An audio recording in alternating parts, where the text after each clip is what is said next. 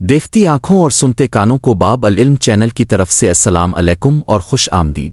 واما ارسلناکا الا رحمت للعالمین، اور ہم نے آپ کو نہیں بھیجا مگر تمام جہانوں کے لیے رحمت بنا کر۔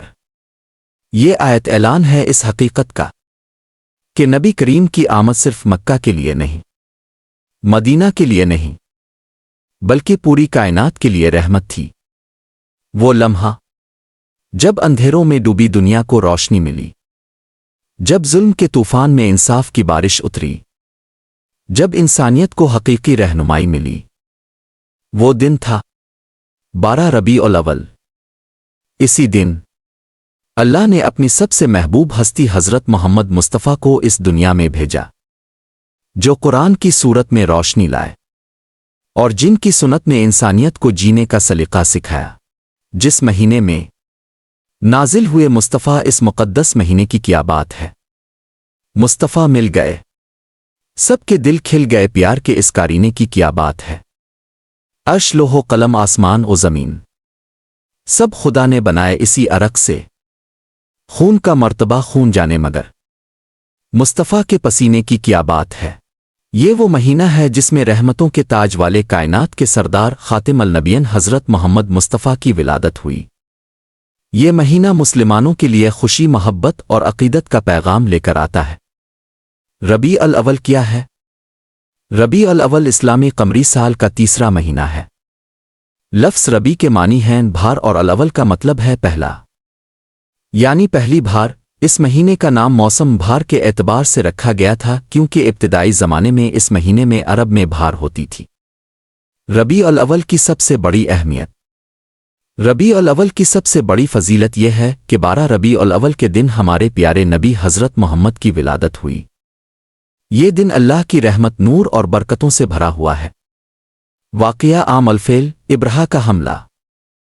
ربیع الاول کو سمجھنے کے لیے ہمیں واقعہ عام الفیل بھی جاننا چاہیے، کیونکہ اسی سال کے ساتھ ایک عظیم واقعہ جوڑا ہوا ہے۔ ہوا یوں کہ یمن کا بادشاہ ابرہا اشرم چاہتا تھا کہ لوگ مکہ کے بجائے اس کے بنوائے ہوئے گرجا گھر میں حج کریں۔ جب لوگ نہ مانے تو اس نے خانہ کعبہ کو گرانے کا ارادہ کیا۔ ابرہا ایک بڑی فوج لے کر مکہ کی طرف روانہ ہوا، جس میں ہاتھی بھی شامل تھے۔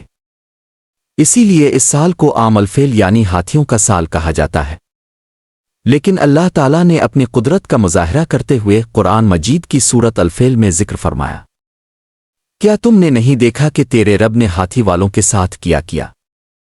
اس نے ان پر پرندوں کے جھنڈ بھیج دیے جو ان پر کنکریاں برساتے تھے اور انہیں کھائے ہوئے بھوسے کی طرح کر دیا۔ اسی سال کے تقریباً 50 دن بعد 12 ربیع الاول کو نبی کریم کی ولادت ہوئی۔ یہ گویا اس بات کی علامت تھی کہ خانہ کعبہ کا اصل محافظ خود اللہ ہے۔ کیا ہم واقعی عاشقان رسول ہیں؟ ہمارا عشق صرف زبانی دعووں اور دنیاوی دکھاوے تک محدود ہو چکا ہے؟ آج ہر زبان پر یہ دعویٰ ہے کہ ہم رسول اللہ کے عاشق ہیں۔ ہم جھنڈے لگاتے ہیں، چراغاں کرتے ہیں، نعت پڑھتے ہیں، جلوس نکالتے ہیں، لیکن کیا ہم نے کبھی سوچا کہ رسول اللہ کی تعلیمات اور کردار پر کتنا عمل کیا ہے؟ رسول پاک کی حدیث ہے، مسلمان وہ ہے جس کی زبان اور ہاتھ سے دوسرے انسان محفوظ رہیں۔ صحیح بخاری۔ سوچیں، کیا آج ہماری زبان اور ہاتھ سے دوسرے مسلمان محفوظ ہیں؟ کیا ہم سچے مسلمان ہیں؟ ہمارا حال اور رسول کی تعلیمات۔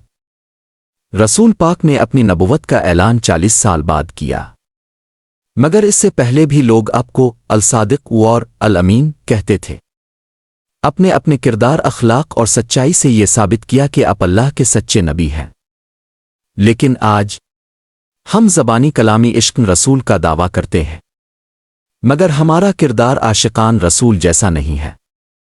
ہم میں برداشت ختم ہو گئی ہے، ہم کفر کے فتوے لگاتے ہیں، ہم فرقوں میں بٹ گئے ہیں، ہم نے اخلاق، کردار، انصاف اور رحم سب کچھ بھلا دیا ہے۔ جلوس اور چراغاں، مگر تعلیمات کہاں؟ آج ہم عاشق رسول ہونے کا ثبوت دینے کے لیے لائٹس لگاتے ہیں، جلوس نکالتے ہیں اور نعت پڑھتے ہیں۔